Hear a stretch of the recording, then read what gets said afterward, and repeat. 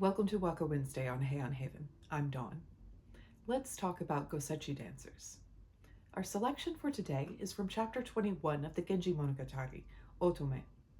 We're going to examine an exchange of poems between Genji and the former Gosechi dancer from chapters 11 and 12 that he has occasionally exchanged messages with. I've transcribed the text of the poems from each of our translators in the description down below. Let's set the stage.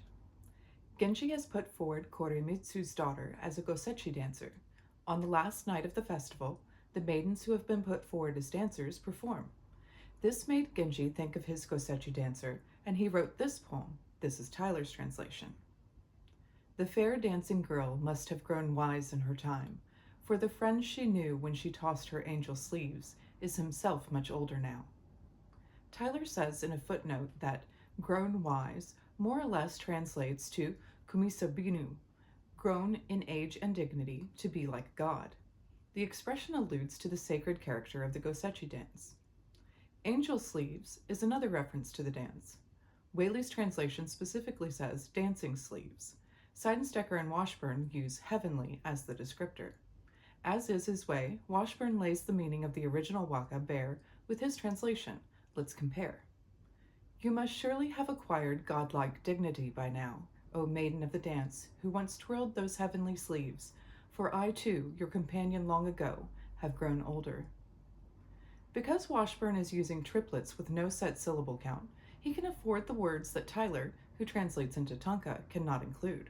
For clarity, that's wonderful, but the poem loses some tiny bit of its magic for me when translated in such a barefaced manner. The former Gosechi dancer replied with this poem. I want to read all 4 translations to you in order of publication. First, Waley. It needed but your word to bring them back, those winter days, though long since faded is the wreath that crowned them with delight. Now, Seidenstecker. Garlands in my hair, warm sun to melt the frost, so very long ago, it seems like yesterday. Tyler's translation reads, since you mention it, all that is present to me as though it were new. How beneath my sunshade band I melted like frost on your sleeves. And we finish with Washburn. You mention that dance of old and make it seem like today, when I donned that hikage garland and yielded to you, melting in your bright sunshine like the frost that drenched your sleeves. This is where reading several translations at the same time has some of the best opportunities to hear the voice of the author. I read these 4 translations and I learned that she yielded to him long ago. She wore a garland called hikage, which also translates to sunshade band, and she compares Genji to the sun and herself to the impermanent frost. She likely used sleeves in her reply as a reference to his use of sleeves in his poem, and she clearly calls out his poem as nostalgia and joins him in it.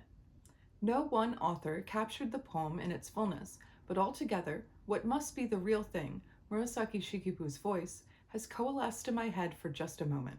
How cool is that? And here's some bonus information. Poems were often sent on paper that was carefully chosen to suit the recipient and the occasion.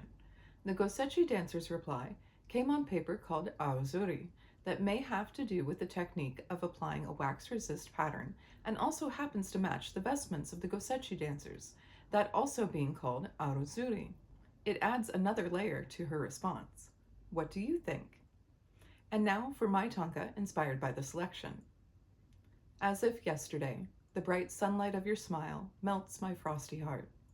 No time has passed between us, and I lose myself in you. What has inspired you this week? Share your poem in the comments below.